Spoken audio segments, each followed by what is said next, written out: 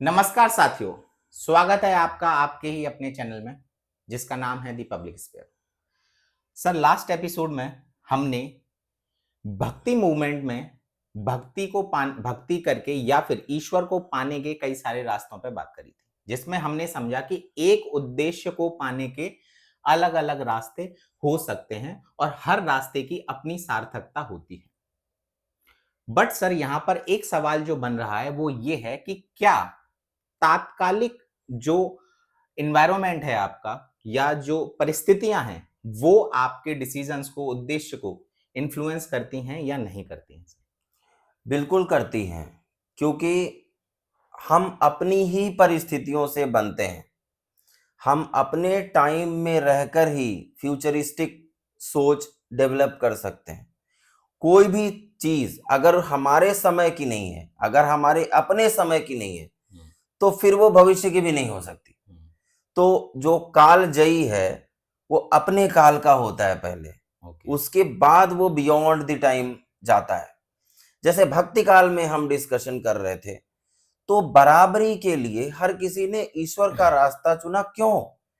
क्योंकि ईश्वर के अतिरिक्त संभवतः उन्हें कोई दूसरा रास्ता नजर नहीं आया। इसलिए हर किसी ने यह मैसेज देने की कोशिश की कि ईश्वर के सामने क्योंकि सब बराबर हैं, इसलिए मनुष्य और मनुष्य में भेद नहीं होना चाहिए। तो भक्ति एक रास्ता दिखाती थी। उसी तरीके से जो हम आगे की बात करें, आज के एपिसोड में हम कुछ नेशनल मूवमेंट से बहुत सारे उदाहरणों के साथ इस बात की चर्चा करेंगे जी। तो अंग्रेजी राज जो हमारे यहाँ बहुत लंबे समय तक चला, लगभग 190 साल, अगर देखें 1757 से 1947 तक, 190 सालों में अलग अलग समुदायों ने, अलग अलग लोगों ने, अलग अलग परिस्थितियों में अलग अलग ढंग से डिसाइड किया कि हम अंग्रेजों से किस तरीके से लड़ें और अपनी स्वतंत्रता प्राप्त करें जी। अब वो रास्ते कैसे अलग होते हैं? जैसे पहली चीज जो हमें दिखाई पड़ती है तो 1857 का स्वतंत्रता संग्राम, जिसमें पहली बार लोगों को लगा कि शायद संघर्ष के जरिए जो है हम अंग्रेजी शासन को भारत से उखाड़ फेंकेंगे और हम स्वतंत्र हो जाएंगे। लेकिन कुछ दुर्भाग्य रहे, कुछ परिस्थितियां ऐसी रही कि वो सफल नहीं हो सका। और उसके बाद फिर लोगों को लगा कि शायद ये इसलिए नहीं सफल हुआ क्योंकि हम स्वतंत्रता प्राप्ति के लिए अभी तैयार नहीं थे। और आप देखें कि जैसे 1828 से ही, वैसे अगर देखना शुरू करें राम मोहन राय के ब्रह्म समाज से, उसके भी कहीं बहुत पहले से, लेकिन बाद में अगर आप 1860, 70, 80, 90 का दशक देखें, यहाँ की 20वीं शताब्दी में भी अगर हम देखें शुरुआती 2-3 दशकों को, तो समाज के लिए एक बड़ी चीज हो गई कि भाई आजादी मिलेगी तो उसका फायदा किनको होगा? तो लोगों ने सोचा सबको हो। जब सबको हो तो इस बात के लिए ये जरूरी है कि सब लोग स्वतंत्रता प्राप्ति के बाद उसका आनंद लेने के लिए मानसिक रूप से तैयार हों, वो इस लायक हों कि फिर से गुलामी ना आ जाए। तो उन्होंने समाज सुधार का रास्ता चुना। तो पॉलिटिकल इंडिपेंडेंस और सोशल इंडिपेंडेंस। अब सोशल इंडिपेंडेंस कैसे मिल सकती थी? सोशल इक्वालिटी से मिल सकती थी। तो बहुत सारे लोग हैं, राम मोहन राय हैं, स्वामी दयानंद सरस्वती हैं, ज्योतिबा फुले हैं, भीमराव अंबेडकर हैं, पंडिता रमाबाई हैं, गांधी जी हैं। ये सब लोग समाज के अलग अलग तबकों को सशक्त बनाने का काम कर रहे हैं कि जब स्वतंत्रता मिले तो ये अलग अलग परिस्थितियों में एक ऐसा ना हो कि कुछ लोग ऐसे हैं जो आजादी का फायदा उठा रहे हैं और बाकी लोग उनके गुलाम हैं, या फिर आजादी जो है वो कुछ लोगों को ही मिले, कुछ लोगों को ही मिले। इलीट इंडिपेंडेंस बन के ना रह जाए, वो सबको फायदा मिले उस बात का। लिटरेचर उसमें अलग ढंग से काम कर रहा था। तो अब वो जो चीजें हैं सारी, इसमें हम देखने की कोशिश करें पॉलिटिकल इंडिपेंडेंस के लिए क्या हो रहा है। सुरेंद्र मोहन बैनर्जी, दादा भाई नौरोजी, वोमेश चंद्र बैनर्जी, अलग अलग लोग अलग अलग चीजें बना रहे हैं। मद्रास महाजन सभा, बॉम्बे प्रेसिडेंसी एसोसिएशन, बाद में इंडियन नेशनल कांग्रेस, भगत सिंह, चंद्रशेखर आजाद जैसे लोग और हैं, सावरकर जैसे लोग अलग हैं जिन्होंने सोचा कि संघर्ष किया जा सकता है। अभिनव भारत जो सावरकर ने स्थापित किया, बाद में उससे देखिए कितने लोग निकलते हैं सावरकर की विचारधारा से प्रभावित होने वाले। जी। तो ऐसे कोई भी चीज, कोई भी एक तरीका, अब ये सब लोग तात्कालिक परिस्थितियों के प्रभाव में कैसे थे, ये देखने की जरूरत है। हमने अलग अलग रास्तों की बात कर ली कि किस तरीके से लोग अलग अलग ढंग से जा रहे हैं, लेकिन उनका सबका लक्ष्य एक है, स्वतंत्रता की प्राप्ति।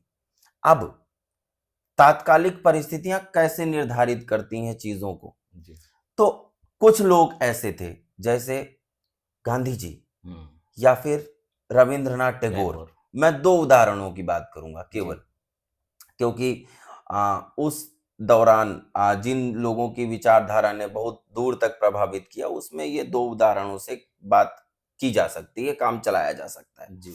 हालांकि बहुत लोग ऐसे हैं जिन पे और कभी चर्चा होगी विस्तार से। तो ऐसी परिस्थिति में हम देखें तो रविंद्रनाथ टैगोर और गांधी ने क्या देखा, इन सब लोगों ने इंपीरियलिज्म का, साम्राज्यवाद का भयावह रूप देखा, हिंसा देखी, दास प्रथा देखी। एक इंसान का कत्ल कर सकता है और उसे अपराध नहीं माना जाएगा क्योंकि वो उसका दास है जी। ऐसी परिस्थितियां देखी, प्रथम विश्व युद्ध देखा। अब ऐसी परिस्थितियों में ये लाजमी था कि ये सब लोग इस बात पर सोचें कि जो अहिंसा है वो ही जिंदगी का एक लक्ष्य हो सकता है।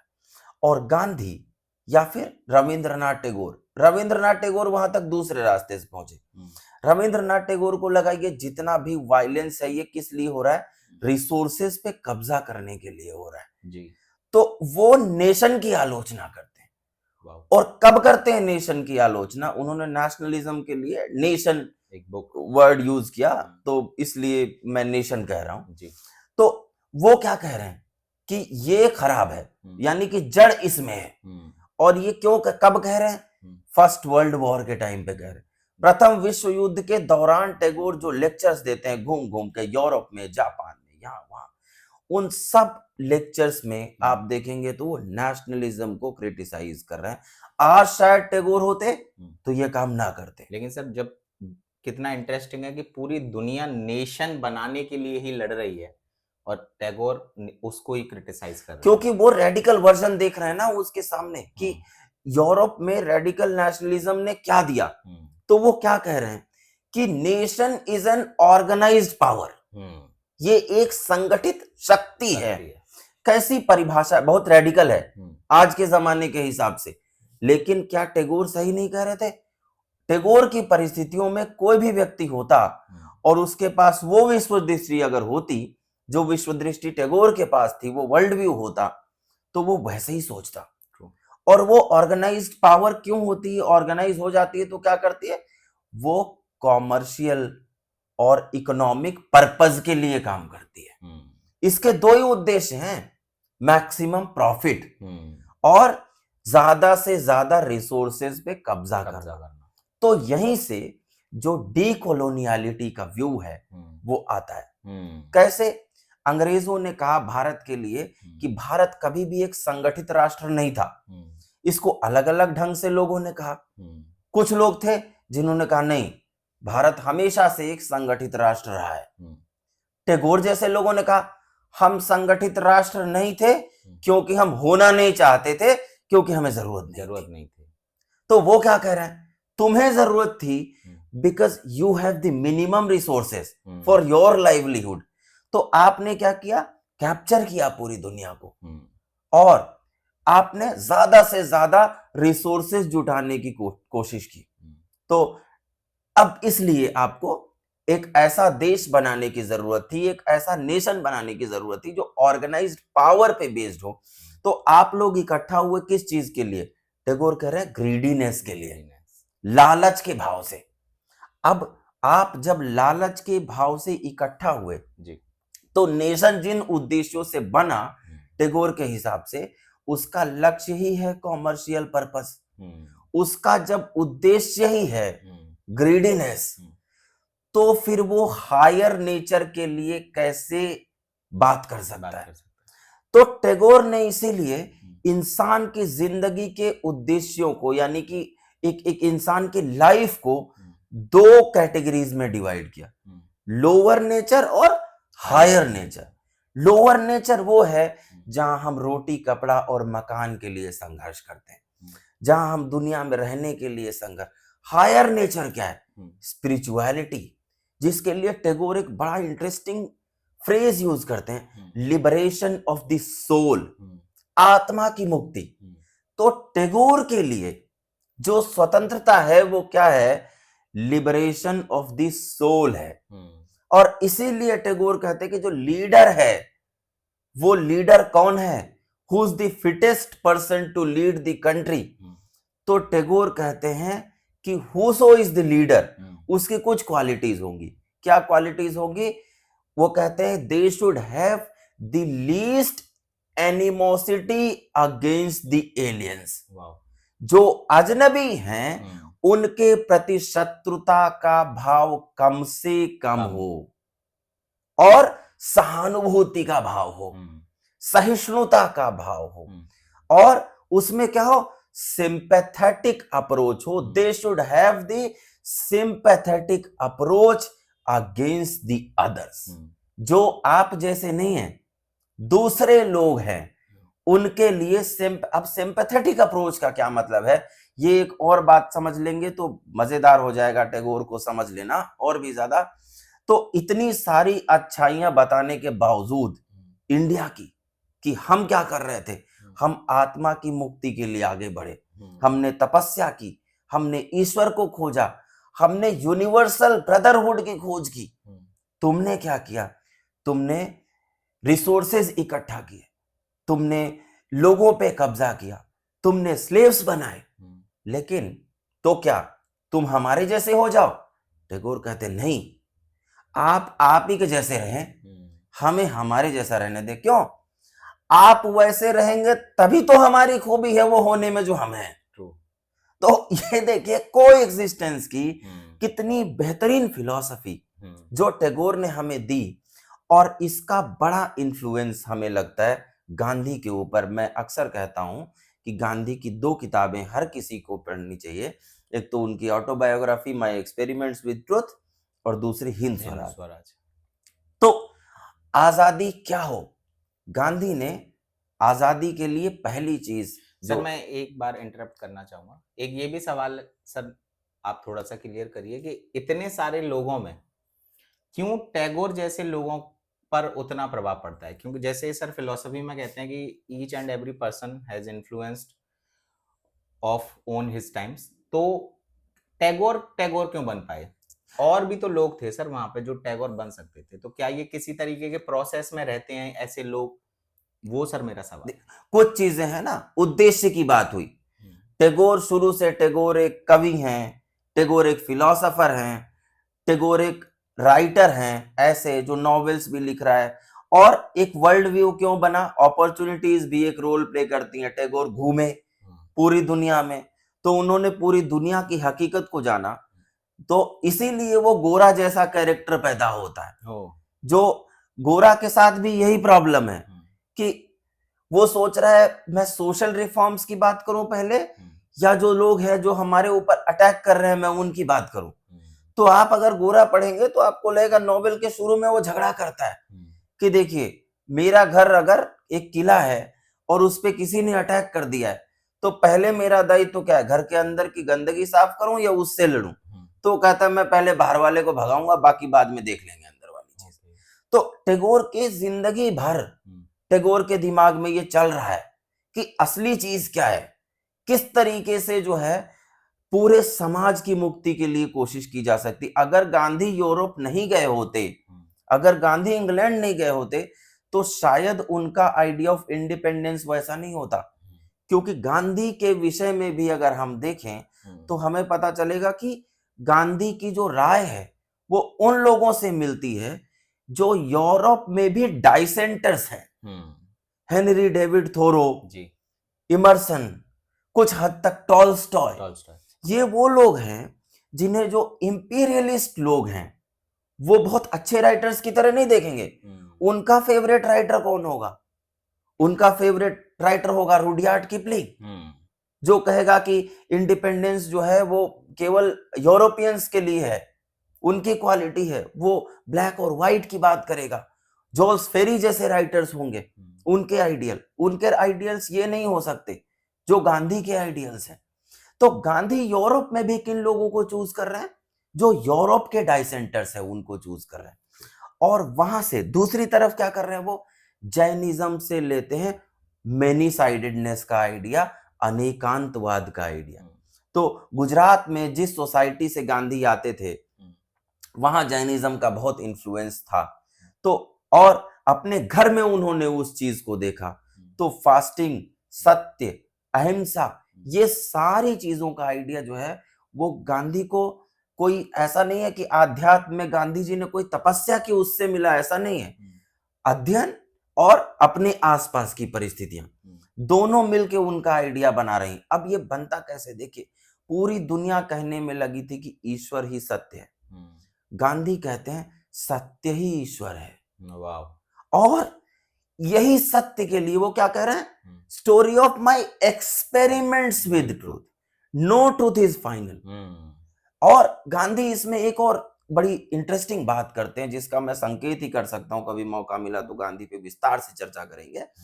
तो डोमिनिक लैपियर और लैरी कॉलिंस की एक बड़ी अच्छी किताब है फ्रीडम एट मिडनाइट। उसमें वो माउंटबेटन के हवाले से लिखते हैं कि गांधी के साथ डायलॉग करने में बड़ी दिक्कत महसूस करते थे माउंटबेटन जी। क्यों? क्योंकि गांधी ने कल कुछ और कहा और हो सकता है गांधी जी आज इस बात से पलट जाएं। तो माउंटबेटन कहेगा कि आप तो कल ये कह रहे थे। गांधी वुड सिंपली से, कल जो मैंने कहा था वो मुझे कल सच लगता था और जो मैं आज कह रहा हूं वो मुझे आज सच लगता है। यही तो पोस्ट स्ट्रक्चरलिज्म कह रहा है। ये बात हमें गांधी के मुंह से सुन के भले अजीब लगे, लेकिन जब यही हम देखते हैं पोस्ट स्ट्रक्चरलिज्म में कि जैक देरिडा ने भी यही कहा कि हम चेंज होते रहते हैं, तो हमें ये बात ठीक लगने लगती। तो गांधी ने क्या किया? गांधी ने मेनी साइडेडनेस के आइडिया से, और जिसे हम पहले दूसरे एपिसोड में एक्सप्लेन कर चुके हैं विस्तार से कि 6 blind man and the elephant, उससे गांधी ने कहा कि जब हम सत्य को जान ही नहीं सकते पूरी तरह से, तो फिर किसी को दंडित कैसे किया जा सकता है? इसका मतलब ये हुआ कि अहिंसा ही सही है। The non violence is the only solution. क्योंकि जब हम रियल ट्रुथ नहीं जानते तो फिर हम किसी को पनिश कैसे करें? हम कर नहीं पाएंगे वो चीज। तो फिर कैसे हम डिसाइड करेंगे कि क्या चीज ठीक है और क्या चीज गलत है? जैसे एक मैंने डॉक्यूमेंट्री देखी थी जिसमें क्या था कि एक रशियन प्लेन का एयर कोलाइजन हो गया जर्मनी के ऊपर, और कुछ ऐसी परिस्थितियां बनी जिन परिस्थितियों में ये हुआ कि मीडिया ट्रायल्स का जमाना। तो मीडिया ट्रायल्स के जमाने में क्या हुआ कि ये कहा गया कि जो एयर ट्रैफिक कंट्रोलर था उसी की मिस्टेक से कोलाइजन हो गया और उसमें बहुत सारे बच्चे थे रशिया के। तो एक जो फादर था जिसकी वाइफ और उसके बच्चों की डेथ हो गई उस प्लेन क्रैश में, तो वो गुस्से में आ जाता है और घटना के कुछ साल बाद उस एयर ट्रैफिक कंट्रोलर को मार देता है। और उसकी डेथ के कुछ समय बाद जब इन्वेस्टिगेशन की फाइनल रिपोर्ट आती है, other than the media trials, जो कि ऑफिशियल रिपोर्ट थी, उसमें यह कहा गया कि वो एयर ट्रैफिक कंट्रोलर अच्छी तरीके से इसलिए परफॉर्म नहीं कर पाया क्योंकि उसको जो कंट्रोल्स प्रोवाइडेड थे, यानी कि जो उसका पूरा का पूरा इलेक्ट्रॉनिक सिस्टम था वो फॉल्टी था। उसमें कुछ रिपेयर चल रहे थे जिसके कारण उसे ठीक से सिग्नल्स ही नहीं मिल पाए कि वो ढंग से गाइड कर पाए प्लेन्स को, और मिड एयर कोलाइजन हो गया। अब क्या उसकी जिंदगी वापस लौटाई जा सकती है? No. Gandhi will say no. इसीलिए non violence is the only solution. और उसके लिए वो क्या कर रहे हैं गांधी? इसीलिए सत्य और अहिंसा दोनों को साथ के साथ यूज करते हैं। और इसी कॉन्टेक्स्ट में इसीलिए उन्होंने आजादी की बात करते हुए जब उन्होंने बात की, उन्होंने कहा कि सिंपली स्वतंत्रता का मतलब भारत में अंग्रेजों से मुक्ति से नहीं है। भारत में जब हम स्वतंत्र होके अपने तरह से एक देश बना पाए, ऐसा देश जो अंग्रेजों की शर्तों पर नहीं बना हो, तब हम ये चीज कर पाएंगे। और उसके लिए वो और जैनिज्म की फिलॉसफीज को यूज करते हैं, अस्तेय को यूज करते हैं, अपरिग्रह को यूज करते हैं, एनवायरमेंट की बात करते हैं। गांधी से एक बार सवाल पूछा गया कि आप इंडिया को कैसा डेवलप होता हुआ देखना चाहते हैं, तो गांधी ने कहा मैं इंग्लैंड जैसा तो नहीं चाहता, क्योंकि इंग्लैंड जो कि भारत से बहुत छोटा देश है, उसके पूरे लोगों के लिए सुख सुविधाओं को जुटाने के लिए उन्हें आधी दुनिया का शोषण करना पड़ता है। तो अगर हम पूरे भारत के लिए सुख सुविधाएं जुटाने निकल पड़े तो शायद कई दुनियाएं लग जाएं जिनका शोषण करके हम वो चीजें कर पाएंगे। तो ऐसी परिस्थिति में अगर हम देखें तो गांधी की फिलॉसफी एक दूसरा रास्ता दिखाती है, जो कि मल्टी डायमेंशन का व्यू पॉइंट बनता है, यानी कि आजादी का एक अलग रास्ता। लेकिन उसके साथ और बहुत सारे लोग हैं गांधी के टाइम पीरियड में ही। भगत सिंह हैं, सरदार पटेल हैं जो बाद में गांधीवादी हो गए, लेकिन फिर भी वो गांधी की तुलना में काफी रेडिकल रहे। सुभाष चंद्र बोस हैं, और सब अपने तरीके से नेशनलिस्ट हैं। सावरकर हैं, जो कि अब जितने लोग काला पानी की जिनको सजा मिली, उन्होंने क्रूर से क्रूरतम पनिशमेंट झेले, लेकिन उसके बाद भी मतलब इसमें से क्या कहा जाए, कुछ लोग अपनी स्वतंत्रता तक जिंदा रहे, कुछ लोग नहीं भी रह पाए, जीवन का उन्होंने बलिदान दिया। खुदीराम बोस जैसे लोग हैं। तो हर एक ने अपने ढंग से आजादी को पाने की कोशिश की, और आजादी के लक्ष्य क्या थे उनके, वो भी अलग है। जैसे गांधी के लिए लक्ष्य क्या है कि एक हिंदू की जगह पे, एक अंग्रेज की जगह पे एक हिंदू शासक राजा बने, केवल इतना लक्ष्य नहीं है। वहीं B.R. अम्बेडकर के लिए क्या लक्ष्य है कि social and economic independence, equality, जब तक वो नहीं होगी तब तक स्वतंत्रता का हम क्या करेंगे, क्योंकि फिर तो वैसी ही परिस्थितियां पैदा हो जाएंगी। गिरिजा कुमार माथुर ने एक बहुत अच्छी कविता लिखी 1947 में, जब भारत स्वतंत्र हुआ, कि आज विजय की रात पहरुए सावधान रहना। यानी कि वो कह रहे हैं कि वैसी परिस्थितियां फिर से पैदा न हो जाएं जिनके कारण हम गुलाम हुए थे, इसलिए हमें सावधान रहने की जरूरत है। तो वो परिस्थितियां कैसे आएंगी, वो परिस्थितियों से हम कैसे बचेंगे कि वो परिस्थितियां ना आए, जब समाज में हर एक व्यक्ति अपने ढंग से आजादी का अनुभव कर पाएगा, ना कि कुछ लोग उसके ऊपर सच्चाइयों को थोपेंगे, कुछ लोग अपने रास्ते उनके ऊपर थोपेंगे। तो हर एक व्यक्ति अपने हिसाब से चीजों को तय करता है, और ये डिसाइड करने का काम करती हैं तात्कालिक परिस्थितियां। जैसे कि नॉन कॉपरेशन और सिविल डिसोबीडियंस मूवमेंट के टाइम लोग अलग ढंग से सोच रहे थे, क्विट इंडिया मूवमेंट के टाइम सबने अलग ढंग से सोचा। खुद गांधी ने स्लोगन दिया डू और डाई।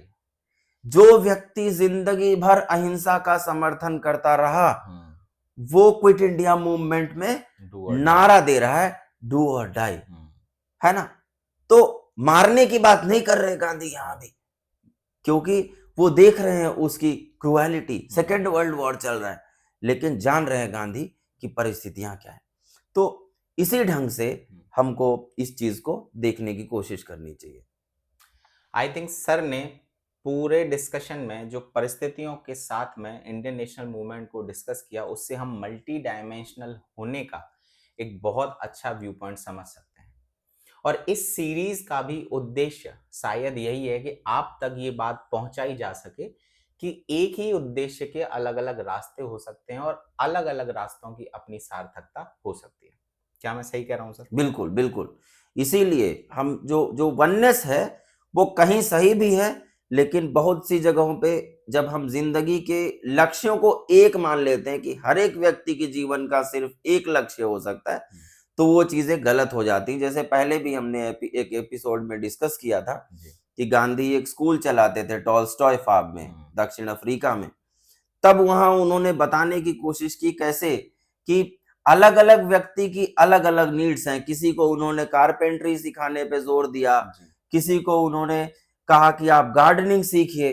तो हर एक व्यक्ति जो जिस चीज में अच्छा है वो उस तरीके की ट्रेनिंग ले सके और साथ के साथ उसे समाज, दर्शन, विज्ञान, हर एक चीज का ज्ञान हो, तो परिस्थितियां दूसरी होती। क्योंकि जो तात्कालिक जो सत्य हमें दिखाई पड़ता है वो एक अलग चीज होती है। गांधी एक बार दक्षिण अफ्रीका में थे, तब उनको एक भीड़ ने घेर लिया।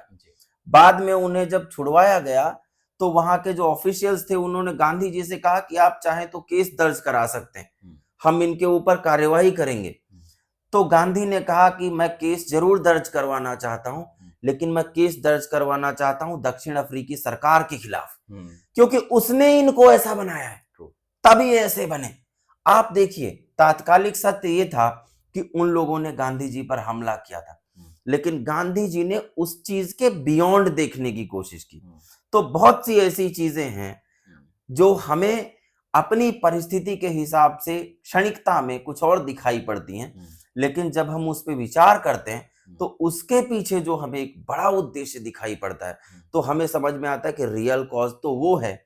इसीलिए गांधी जी ने देखा कि जो इंडिपेंडेंस है या इंपीरियलिज्म है, उसका रियल कॉज क्या है कि मानव की डिजायर्स जैसे जैसे बढ़ती जाएंगी, मनुष्य की इच्छाएं जैसे जैसे बढ़ती जाएंगी, तो वो कभी स्वतंत्र नहीं हो पाएगा।